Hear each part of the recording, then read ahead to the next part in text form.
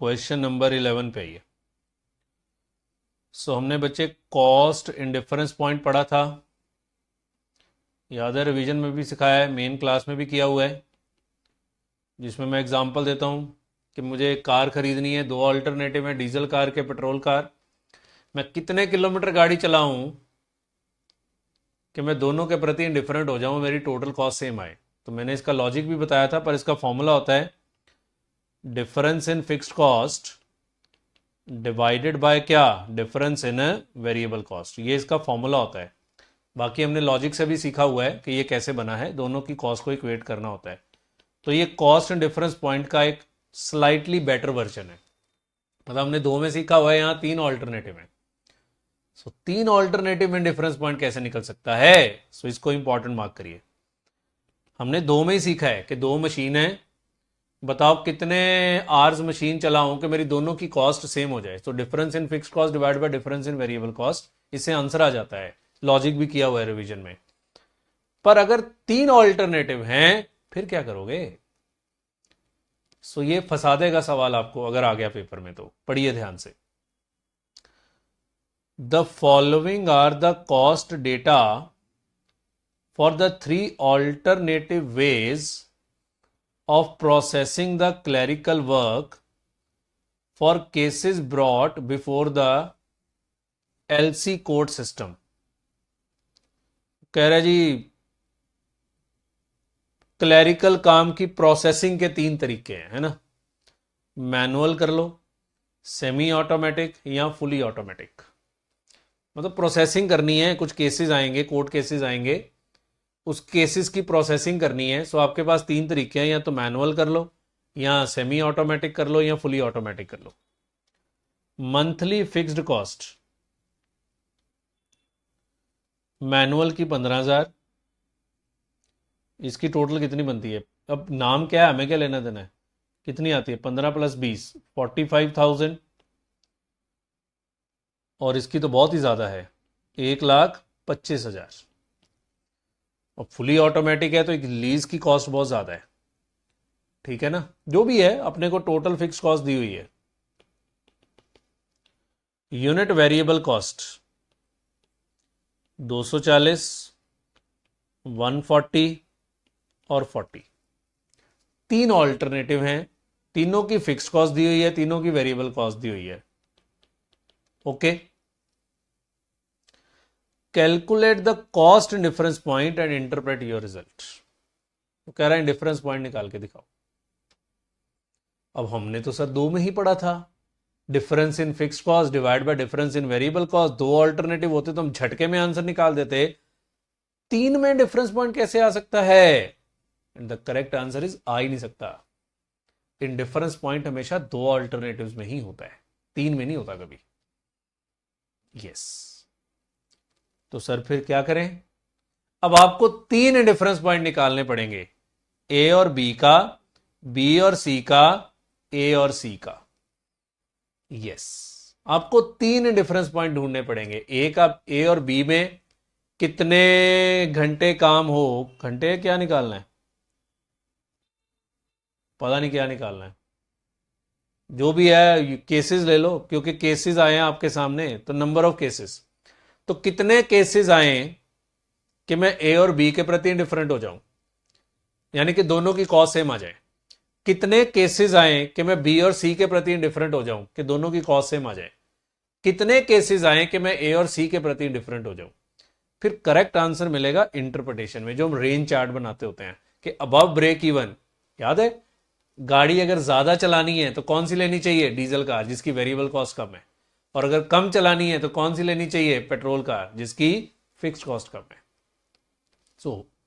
अगर तीन ऑल्टरनेटिव दे दिए गए तो आपको बच्चे तीन डिफरेंस पॉइंट फिर ढूंढने पड़ेंगे। ये ध्यान रखिएगा। ये ग्रुप 2 FM के अंदर तो तीन तीन में करते हैं, कॉस्ट अकाउंटिंग में इतने क्वेश्चन नहीं है, ठीक है। तीन डिफरेंस पॉइंट आपको ढूंढने हैं।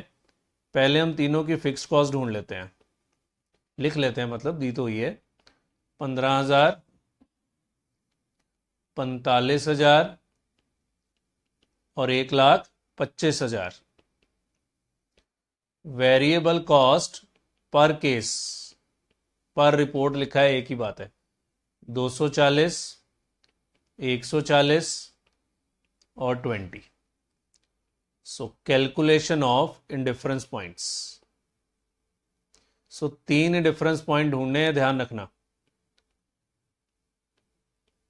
कैलकुलेशन ऑफ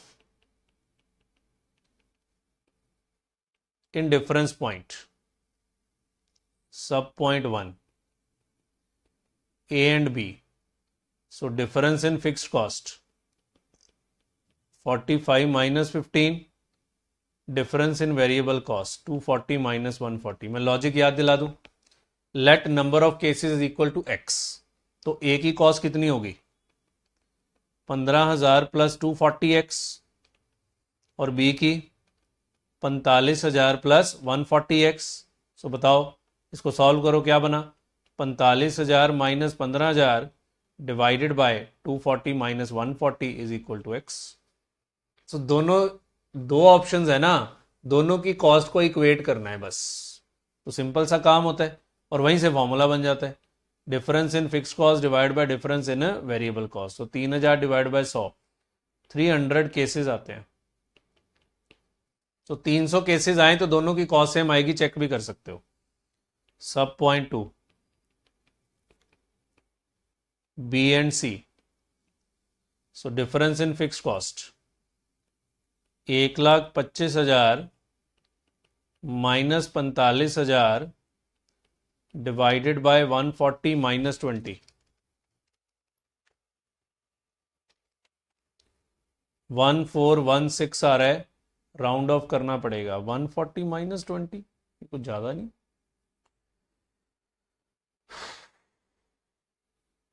ठीक है जी, क्या कर सकते हैं। 140 माइनस 40 B एंड C। ओहो, मैंने शायद ये वेरिएबल कॉस्ट गलत लिख दी, ये नहीं, ठीक तो है। 140 माइनस 40 100, मैंने यहाँ 20 लिखा हुआ है, ये देखो। मैं भी कहूँ ये राउंड ऑफ आना चाहिए। सो 800 केसेस अगर आए तो ऑल्टरनेटिव बी और सी की कॉस्ट सेम है। Third, A and C. So 125 minus 15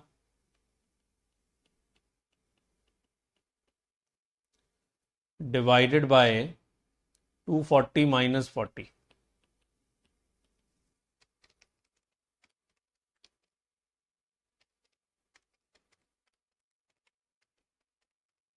five 50 cases आए तो ए और सी की कॉस्ट सेम होगी। अब क्वेश्चन कह रहा था इसका इंटरप्रिटेशन भी करिए। सो बच्चे देखो,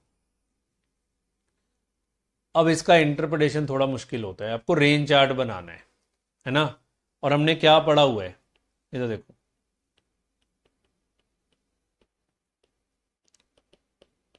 interpretation. If actual activity level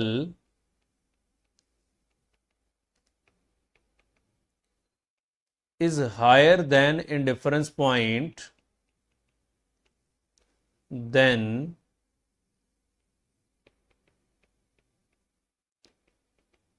alternative with lower variable cost should be chosen।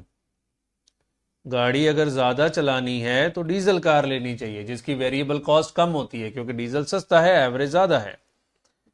However if actual activity level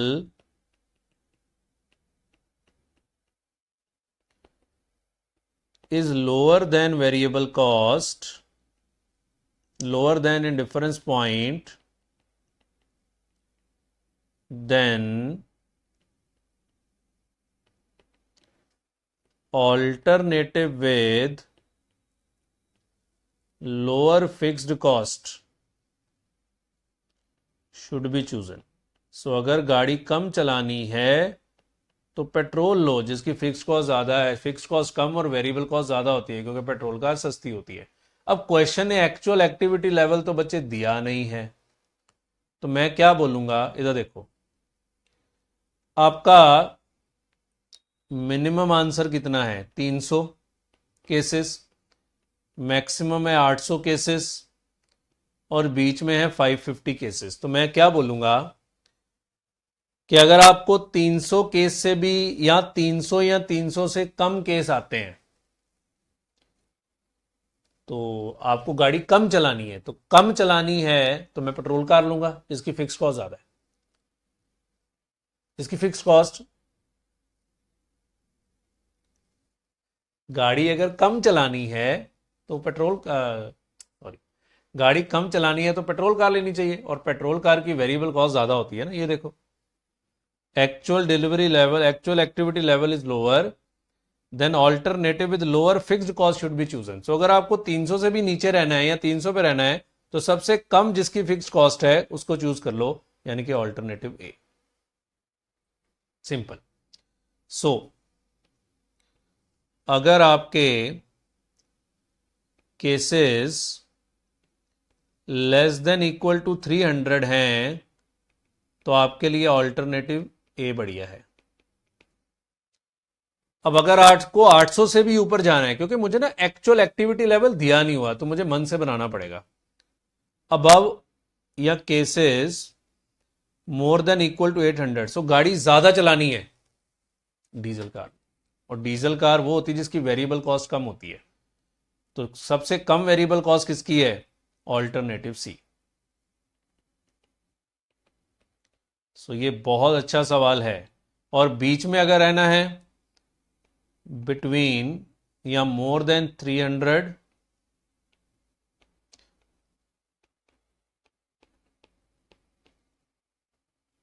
and less than 800, alternative B. ये बच्चे एक नई चीज हमने बनाई है। अगर एक्चुअल एक्टिविटी लेवल दिया होता फिर तो बहुत इजी होता कि मैं यहां से देख के आंसर कर देता, पर क्योंकि एक्चुअल एक्टिविटी लेवल नहीं पता तो मुझे अपनी एक रेंज बना के आंसर करना पड़ा। सो 300 से नीचे मतलब गाड़ी कम चलानी है, ऐसे सोचना ना, लॉजिक याद आ जाएगा। गाड़ी कम चलानी है पेट्रोल कार, पेट्रोल कार मतलब जिसकी फिक्स कॉस्ट कम है, वेरिएबल कॉस्ट ज्यादा है ना। तो जिसकी फिक्स कॉस्ट कम है कौन है, ऑल्टरनेटिव ए। गाड़ी बहुत ज्यादा चलानी है 800 या उससे भी ज्यादा, जिसकी वेरिएबल कॉस्ट कम है, फिक्स कॉस्ट ज्यादा है। ठीक है। सो बहुत अच्छा सवाल है ये, एक नई पहला सवाल जिसमें कुछ नया देखने को मिला। बी पार्ट भी है।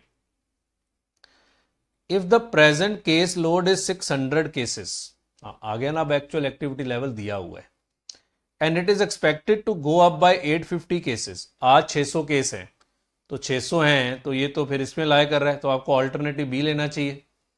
बट एक्सपेक्टेड है कि ये आगे जाके 850 केसेस हो जाएगा।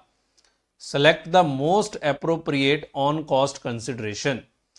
तो आज अगर 600 केस हैं तो 300 और 800 के बीच में तो ऑल्टरनेटिव बी, और कल को अगर 850 हो जाएगा तो फिर तो आपको ऑल्टरनेटिव सी के साथ कल को जाना पड़ेगा। सो लिखिए, since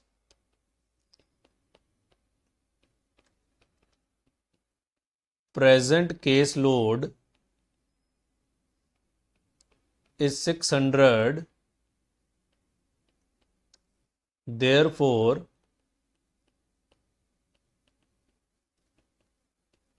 alternative B is suitable as the number of case load या number of cases rises to 850 level, alternative C will be more suitable, will be alternative C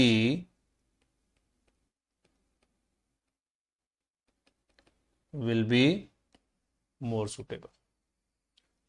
clear हो गया। सो आई थिंक पहला क्वेश्चन आया है जिसमें substantially हमें कुछ नया देखने को मिला, क्योंकि हमने बुक में जितने भी क्वेश्चंस करे थे उन सब में 2 के बीच ही डिफरेंस पॉइंट निकलता था, 2 से ज़्यादा में हम लोग नहीं निकालते थे, पर यहाँ आपको 2 से ज़्यादा के बीच में डिफरेंस पॉइंट निकालना पड़ा है। क्लियर?